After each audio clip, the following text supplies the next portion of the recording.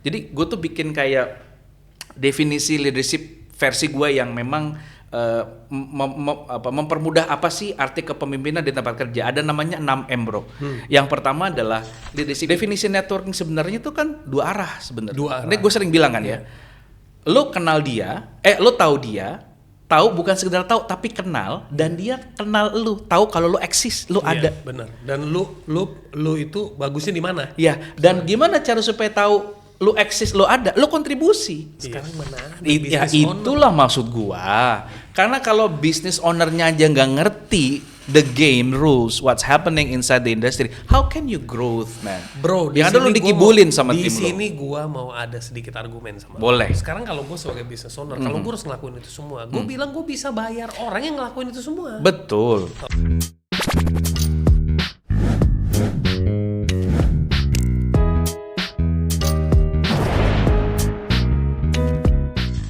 Lu tadi ngomong Yes. leadership communication, leadership language, leadership branding. Ini seru nih. Ya. Can you mungkin lu bisa bantu elaborate. Ya, mungkin gampangnya ketika kita bicara komunikasi kepemimpinan, kita semua yang sekarang sedang belajar menjadi pemimpin yang lebih baik, kita harus perhatikan apakah yang kita komunikasikan itu bisa benar-benar dipahami sama orang. Cara menyampaikannya sudah tepat atau belum, di waktu yang tepat atau belum, kalimat yang digunakan sudah efektif atau belum, gaya communication approach-nya bisa dipahami dengan konteks generasi saat ini atau tidak. Salah satunya adalah the art of storytelling. So every today's leaders have to implement and knowing how to practice storytelling leadership as storyteller. Jadi pemimpin itu yang memang dia punya kapasitas dan mampu bercerita, mengelaborate case-case, lalu dia cerita ke karyawannya dan bikin karyawannya terinspirasi dan tergerak. Itu salah satu aspek leadership communication. Terus kedua adalah bahwa orang itu tergerak dengan kata-kata yang memang masuk sesuai dengan apa yang mereka persepsikan. Jadi itu tadi harus bisa berbahasa tulis, berbahasa lisan dengan baik. Gampangnya gitu kalau leadership communication. Nah, kalau leadership language adalah kita harus sadar betul bahwa language itu means bukan literally bahasa ya, tapi style sebenarnya. Leadership language itu kayak lo sama gua, kita semua pasti beda-beda nih leadership language-nya. Leadership language lo misalkan kayak lo tetap tegas tapi lo bisa tetap membuat orang lain nyaman. Ada leadership orang yang memang dia sangat santai tapi ketika dia bicara soal hal-hal yang detail, dia tajam banget. Nah, kita harus tahu leadership language kita tuh seperti apa, supaya orang itu bisa berinteraksi kita dengan kita tuh nyaman. Nah, itu yang kedua. Yang ketiga adalah leadership branding. Nah, kita itu mau dikenal sebagai pemimpin yang seperti apa, dan itu harus dimulai dengan kesadaran. Kalau misalkan gue jadi CEO dari bisnis X gitu, gue ingin dilihat sebagai CEO muda yang tegas, smart, dan tetap humanis. Nah, lo harus mempraktekkan itu dan memastikan persepsi awal tentang diri lo yang seperti itu sama apa enggak sama yang dilihat sama tim lo. Dan itu lo melakukan yang namanya nanti evaluation, leadership evaluation. Nah, jadi 3 ini harus di-exercise. Leadership communication, leadership branding, sama leadership language. Gitu, bro. Dan ini banyak orang nggak ngerti. Dan banyak orang kejebaknya selalu di title. Iya. Ya kan? Misalnya ada zaman-zamannya tuh. Lu kalau pengen punya karisma atau pengen punya authority, you need to have a position. Iya. Setuju ya? Iya. Dan kalau lu susah mendapatkan orang untuk memvote lu di sebuah organisasi, ya lu bikin organisasi, lu jadi ketum. Gampang banget kan? Yeah. Tapi kan itu ketum kosongan gitu. Ketum kosongan. Jadi, it's just leaders, hanya title aja. Title aja, ya. Jadi tapi it became a trend, bro. It became a trend. Memang ujung-ujungnya some people are lucky enough, some people are kejebak dalam area bullshittingnya sih. Jadi ya gitu. Tapi tadi kenapa gue senyum pas lo ngomong tentang communication? Until today, sampai sekarang tuh teman-teman tuh masih suka lupa. Pada saat kita dibilang menjadi pribadi yang jujur, menghargai orang, itu kita kalau ngomong tidak dengan konteks yang tepat, tidak dengan konten yang tepat. Artinya gini, kita ngomongnya di mana, depan siapa, kapan, itu nggak pernah masuk ke dalam pada umumnya ya. Yeah. Pokoknya yang ada di pikiran gue keluarin aja. Even kalau kita ngelakuin town hall, ya kan? Yeah. Kadang-kadang kita merasa kok bos gue nggak mau dikritik. Bukan bos lu nggak mau dikritik, cara lu memberi konstruksinya itu, are you giving a feedback or are you insulting him or are you challenging him? Itu udah main ke image lo. Nah, orang suka kejebak di level of ego itu, bro. How kita bisa punya awareness itu? Exercise our empathy. Tadi satu kata itu gue nggak keluarin dari awal. Iya, itu yang gue lagi tarik terus. Leadership empathy. Yes. Itu penting. Bagaimana kita bisa membuat orang lain tahu, paham, mengerti seperti apa yang kita inginkan, dan tahu kondisi psikologis karyawan kita saat itu agar dia bisa terima kerjaan dan bisa perform is a part of empathy. Oke. Dan nggak semua pemimpin aware soal itu. Oke. Nah, jadi misalkan nih konteks kerjaan di perguruan tinggi itu kerjaan itu gradually dan rutin. Kayak misalkan nih break semester. Break semester itu dosen itu harus grading, harus ngisi laporan beban kinerja dosen, harus melengkapi data-data akreditasi internasional, harus melengkapi data-data akreditasi nasional, harus make sure pengabdian penelitian semuanya jalan. Lot of administrative itu work harus diikutin. Nah itu we have to make sure itu semua dilakuin, get things done itu tadi. Nah makanya tadi kalau how to perform as a good leaders in professional, sesederhana mulai dari apakah lu selesai dengan tugas-tugas rutin yang dikasih ke lu. Karena sebenarnya pimpinan sekarang itu menginginkan timnya atau employee-nya itu do extra mile, bro. Iya, betul. Mengerjakan sesuatu di luar job rutin. Iya. Dan ketika lo bersedia dengan senang hati mengerjakan sesuatu di luar job rutin, actually that's the opportunity for you to growth. Iya. Banyak orang yang nggak aware soal ini. Iya. Makanya dari awal gue sengaja, jadi deh gue nggak apa-apa dikasih kerjaan lebih dari 2, lebih 3, untuk siapa? Bukan untuk nyenengin atasan, enggak. Untuk gue bisa gue berkembang dan gue bisa tahu sampai di mana sih level gue bisa belajar dan memaksimalkan potensi gue. Gitu. Dan akhirnya ketika kita berhasil melakukan itu, orang lain akan ke-influence. Value kita naik. Exactly. Yes. Dan akhirnya makna yang katanya leadership is influence, itu akhirnya it works. Yeah. Kayak ketika tadi lu bilang supaya pemimpin itu gimana cara supaya nggak kosong. Kan exercise influence sebenarnya. Yeah. Lo jadi ketua umum organisasi gitu. Gimana cara ngebuat anggota lo di setiap daerah itu terinspirasi terhadap apa yang lo lakukan. Dan tergerak. Iya. Iya kan, itu kan soal influence. Lu bikin program-program yang inovatif atau enggak, lu mempercepat apa yang sudah atau tidak. Jadi gue tuh bikin kayak definisi leadership versi gue yang memang mempermudah apa sih arti kepemimpinan di tempat kerja. Ada namanya 6M, bro. Yang pertama adalah leadership itu menggerakkan. Kedua, leadership itu mempercepat. Ketiga, leadership itu mempermudah. Keempat, leadership itu menguatkan. Kelima, leadership itu membuka. Keenam, leadership itu menyatukan. Wah, keren. Bisa nggak? Coba diulang lagi tuh 6M-nya tuh. Gua suka. Menggerakkan, mempercepat, mempermudah, menguatkan, membuka, terakhir unify, menyatukan. Nah, mantap. Itu sebenarnya kata kunci melihat kita tuh sosok seseorang itu pemimpin yang baik atau tidak. 6M itu dipraktekkan atau tidak? Kalau nggak bisa dipraktekin ya lu siapin 3 leader ya, 1 leader 2M lah. Atau lo hire orang untuk bisa melakukan itu. Mahal juga ya 6M. 6M, bro.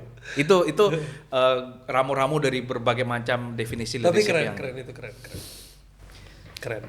Bro, ya. Kita ngomongin leadership asik sih, tapi at the end of the day, kalau gue jadi orang yang nonton ngobrolan kita, pasti punya pertanyaan gitu. Jadi apa yang perlu gue praktekin dalam keseharian gue? Oke, gue udah tahu nih, tapi ada nggak langkah yang konkret yang bisa lo kasih untuk gue bisa praktekin dalam keseharian gue?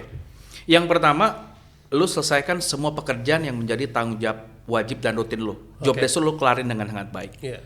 Nah dari situ tidak hanya berpikir bahwa misalkan gini, atasan lo ngasih lo 5. Kalau bisa Sebagai profesional lo kasih 7 atau 8. Oke. Jadi people punya high expectation, hope, and value untuk lo.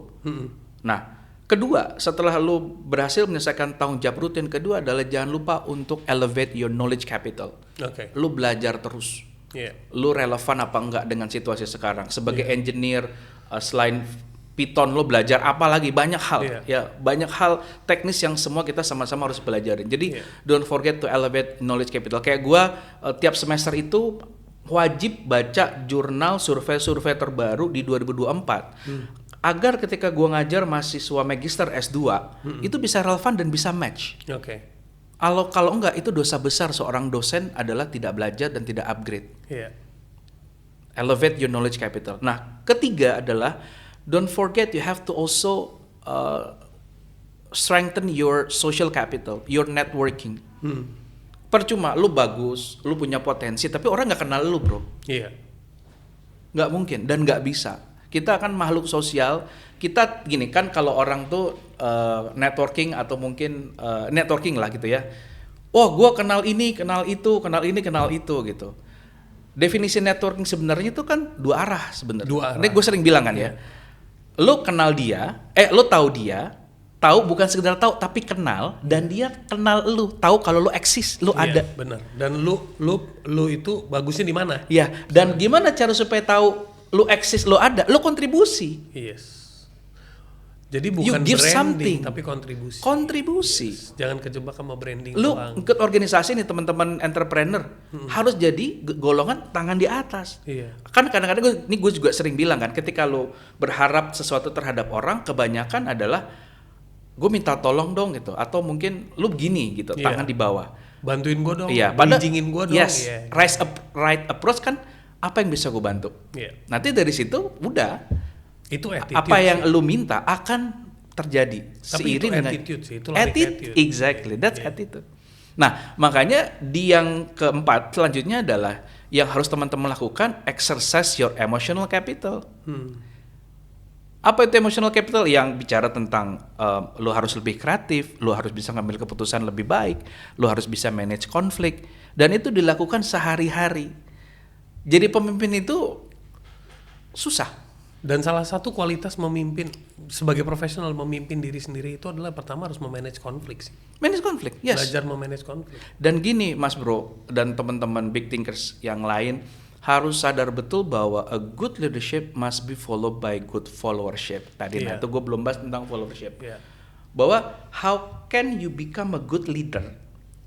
Tapi ketika lo ada di posisi followers, you cannot handle direction dengan baik.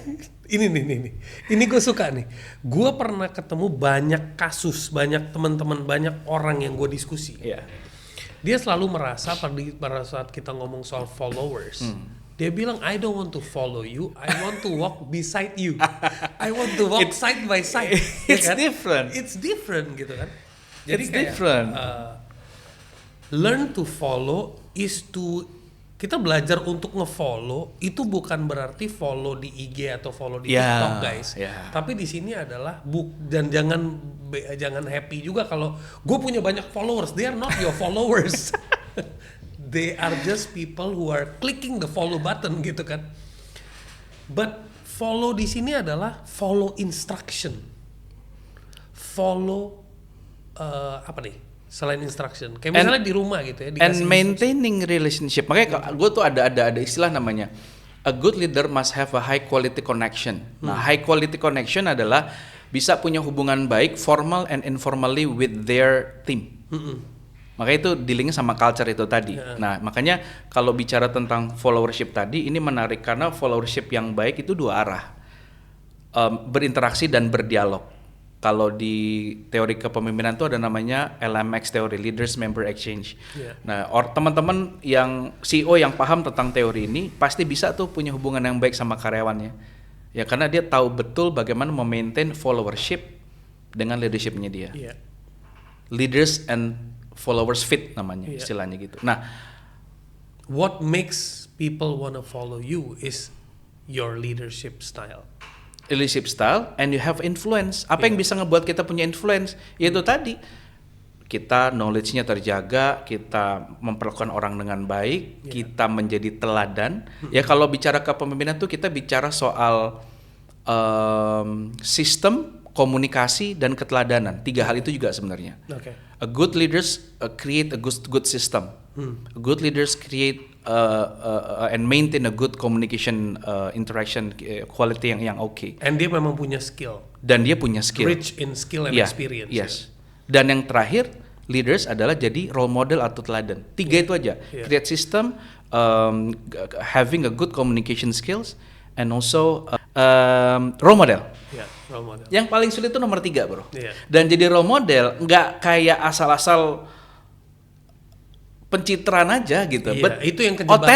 Kejebaknya Authentic. orang role model sama pencitraan. Oh, beda salah. tipis. Salah. Banyak sekali kejebak itu. Salah. Oke. Dan itu juga menurut gua sih sah-sah aja. Lu kalau mau jadi orang yang terkenal di kantor lu sebagai orang profesional lu kerja tapi we call that ass lickers. Ya, itu juga skill by the way. Not everybody can do Gue that. nggak berani ngomong itu. Lu aja. Tapi it's a skill. It's a skill. Yeah, it's a skill. But because zaman sekarang you have to understand that corporate politics exists. Yeah. Okay. And the things that teman-teman harus paham, you cannot make everybody happy with you. Exactly. You're not clown. Yeah. You're not komika. Yeah. Yang lu berharap semua orang tuh laughing at you and claps gitu ya with everything you do. No. Yeah. You have and you must have haters. Yeah. Even though you do extremely good in your work. Yeah. And somebody will always find a mistake Always and find a always mistake. not like it. Yeah. Tapi gue punya satu prinsip yang mungkin gue sering ngomong bahwa teman-teman lebih baik diomongin sama orang karena lo perform dibanding lo diomongin sama orang karena lo nggak perform. Yes, betul. Derajat lo lebih tinggi. Iya, benar. Jadi mendingan perform sekalian. Iya, tanggung. Gitu Tanggung. Ya. Iya. Oke, so jangan salah nangkep ya. Gue ngomong ass licking itu bukan berarti lo harus bangun skillnya, tapi itu sebuah skill gitu kan. Jadi, okay, so if it's needed to be applied sometimes to get across, ya udah. Tapi you still have to have your own principles gitu. Nah itu tadi sebagai profession, as a business owner, apa daily habits atau daily tips I can use to apply? Yang pertama daily tipsnya adalah you have to make sure that your business following and relevant with the upcoming trends. Okay. That's why you have to connect with people. You join the conference, you read the latest journal, the latest apapun itulah, lo baca. Zaman sekarang mana ada Ya business owner? itulah maksud gua. Karena kalau business ownernya aja nggak ngerti the game rules, what's happening inside the industry, how can you growth, man? Bro, yang ada lo dikibulin sama tim lo. Di sini gua mau ada sedikit argumen sama Boleh. lo. Sekarang kalau gua sebagai business owner, kalau gua harus ngelakuin itu semua, gua bilang gua bisa bayar orang yang ngelakuin itu semua. Betul. Oke. Tapi kan balik lagi ke kita, awareness kita tuh mau dilihat sebagai business owner yang seperti apa. Ada orang yang memang betul tadi business owner yang penting gue gaji orang, bisnis gue jalan, reputasi produk gue oke, market oke, sales oke, ya udah gue nggak peduli. Ya nggak apa-apa juga. Tapi kan kita bicara idealnya. Kita bicara leadership in business. In business. Oke. And I believe the owners of the big business now, mau siapapun lah, ya, mereka pasti ngerti dan paham how to running business di era 2024 ini. Karena kenapa? Karena mereka berpikir gimana cara supaya gua nggak dikadalin, dikibulin sama tim. Gua harus ngerti, harus paham.